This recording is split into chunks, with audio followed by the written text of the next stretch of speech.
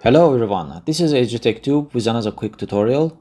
Today I'm going to show you how to encrypt a PDF document. So open the PDF, press this edit button. Now go to protection, encrypt, and hit encrypt with password. Click yes.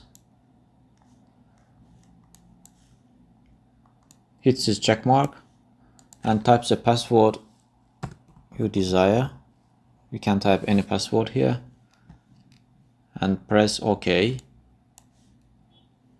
You need to reconfirm the password you typed and hit OK button. Press OK and press the save button. Okay, the password is now applied to this PDF document. Let's close and reopen to check. As you can see, PDF document is now asking for a password to enter. You can type the password, hit OK button to enter the document.